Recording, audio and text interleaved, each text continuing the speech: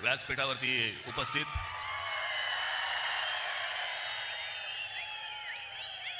शिवसेना पक्षप्रमुख श्री उद्धव ठाकरे,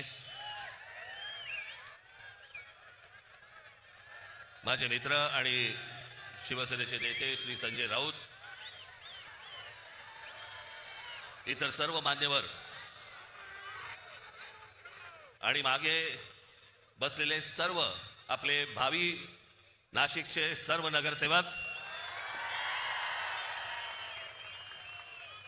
आणि माझ्या जमलेल्या सर्व तमाम मराठी बांधवांनो, भगिनींनो आणि मातांनो,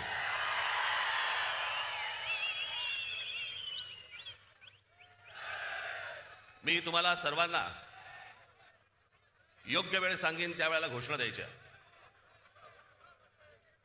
तोपर्यंत आपण शांत राहा. आज अनेक वर्ष रखडलेल्या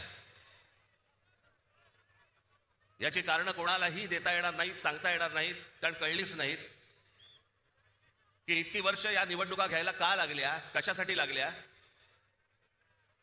4 वर्षापूर्वी मुदत संपून देखील या महानगरपालिकेच्या निवडणुका का होत नव्हत्या. मला असं वाटतं की का होत नव्हत्या हे पहिल्यांदा याचं उत्तर हे आत्ताच्या सरकारने दिलं पाहिजे. आणि मग इतक्या वर्षानंतर ज्या वेळेला निवडणुका होत आहेत त्याच्यानंतर ज्या प्रकारचा गोंधळ या महाराष्ट्रामध्ये आता सगळा सुरू आहे,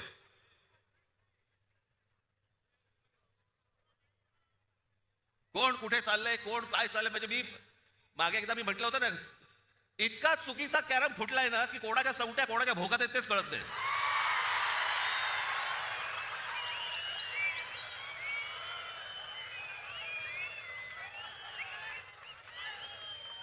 प्रत्येकाला विचार लागतं आज कुठे. काही जण तर वेडे पिसे झालेत, वेडे पिसे. त्या दिवशी मला कळलं, कोणीतरी एकाने छाननीच्या वेळेला, म्हणजे फॉर्म भरायची तारीख मुदत निघून गेली होती फॉर्म भरायची, छाननीच्या वेळेला समोरच्याचा एबी फॉर्म घेतला आणि गिळून टाकला. बरं, वेळ नव्हता, दिवसही नव्हते.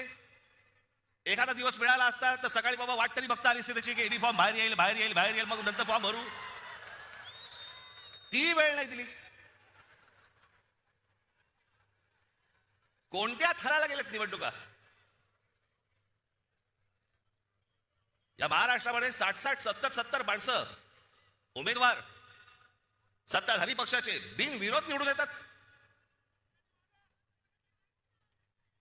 तिकडच्या मतदारांचा मतदानाचा अधिकार पण त्यांना देणार नाही तुम्ही.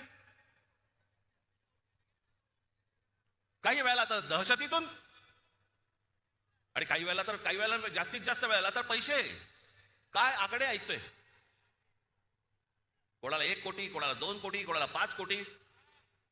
आमच्या कल्याण डोंबिवलीच्या तिथे एका काय ते प्रभाग असतात, त्या प्रभागामधल्या 3 जणांना, एका घरातले 3 जण उभे आहेत एका प्रभागात. काय ऑफर झाली असेल तुम्ही कल्पना पण नाही करू शकत. एका प्रभागातल्या 3 जणांना, जे 3 जण एका घरातले आहेत, त्यांना 15 कोटी रुपयाची ऑफर झाली.